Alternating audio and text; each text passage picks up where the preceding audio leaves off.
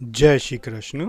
आज हम आपको गायत्री मंत्र के साथ जप ध्यान कैसे किया जाता है इस पे विस्तार पूर्वक बताएंगे, इसलिए ध्यान से सुनना है।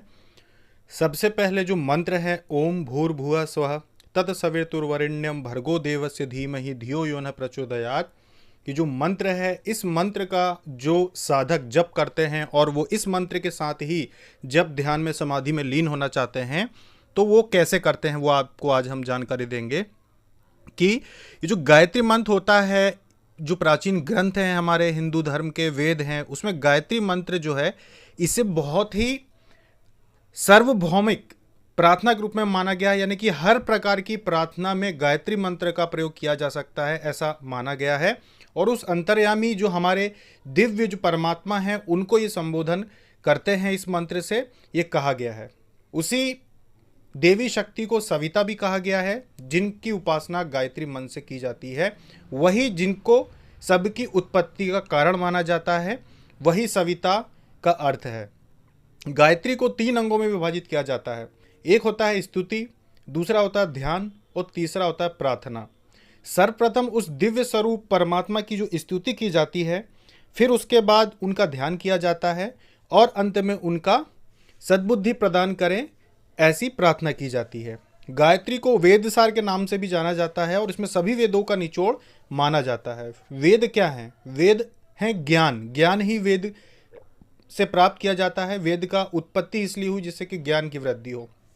तो जो गायत्री की प्रार्थना होती है, वह ज्ञान प्रदायनी जो शक्ति बुद्धि हमारी होती है उसे तेज करे, शक्तिशाली बनाए, यही प्रार्थना गायत्री माँ से की जाती है।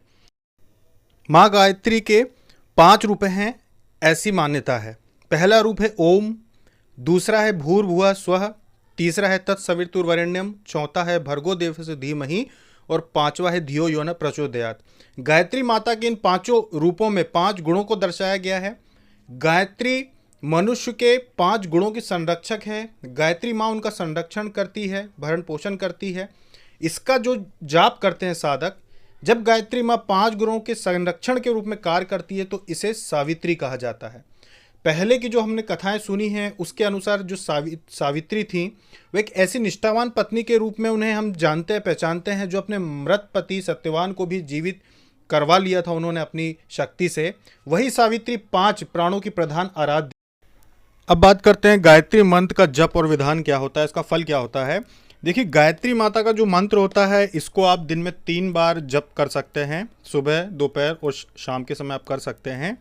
और जो गायत्री मंत्र जप होता है, इससे जो भी हम कर्म करते हैं, इसमें जो भी गलती से हमसे जो गलत कार्य हो जाते हैं, उनका प्रभाव ये मंत्र नाश कर देता है। जो प्रभाव रहता है उसे समाप्त कर देता है। और जो भी गलतियों से हमारे से जो भी पाप कर्म हो जाते हैं वो हमारे साथ, हमारी आत्मा के साथ जुड़ते नहीं हैं, बल्कि वो नष्ट हो जाते हैं।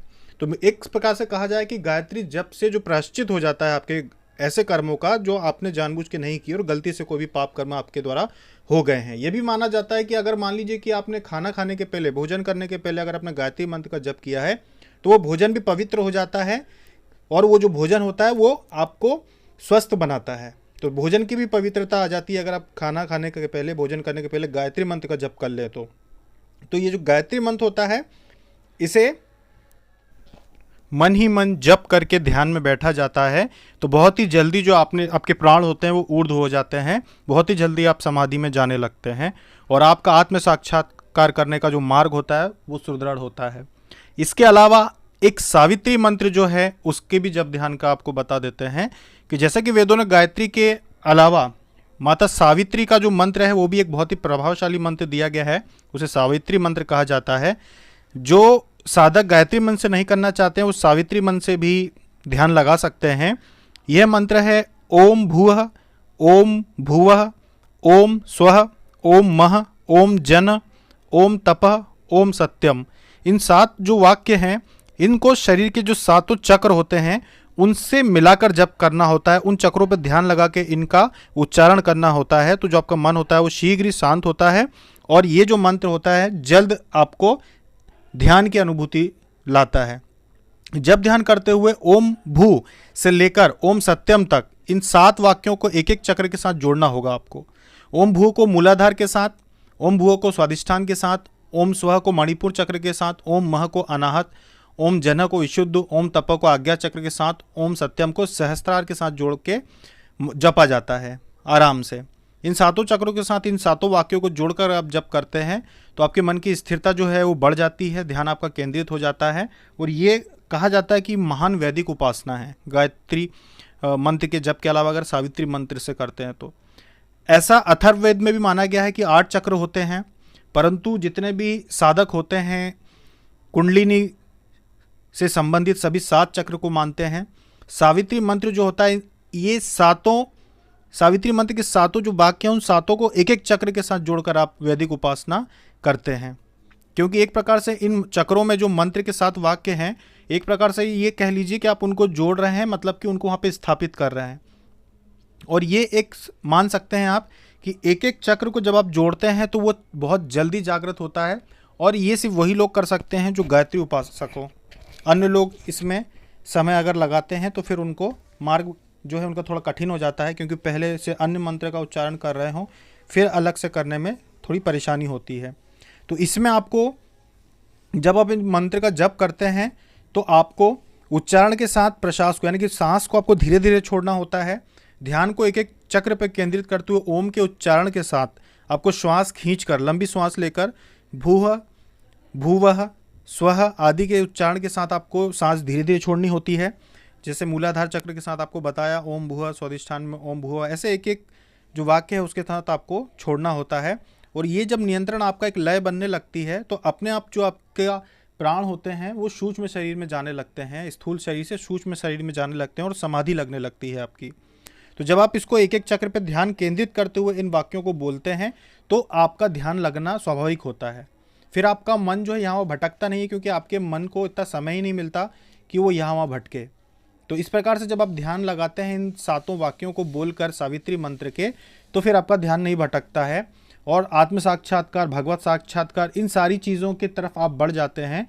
क्योंकि जब ये चक्र जो होते हैं एक एक करके मंत्र इनसे जुड़ना शुरू हो जाता है, चक्र जागना शुरू हो जाते हैं, तो फिर आपको ऐसी अनुभूति होना शुरू हो जाती है जो अलौकिक होती है, और ये बहुत ही महान वैदिक साधना कहलाई जाती है। ये साधनाएं ऐसी हैं जो हर जगह मिलती नहीं, हर जगह इनकी जानकारी नहीं होती। ये सिर्फ वही लोग करते हैं जो उस मार्ग से जुड़े हों। जैसे जो गायत्री माँ से जुड़े हुए लोग होंगे उन्हें ही इनकी जानकारी होती है।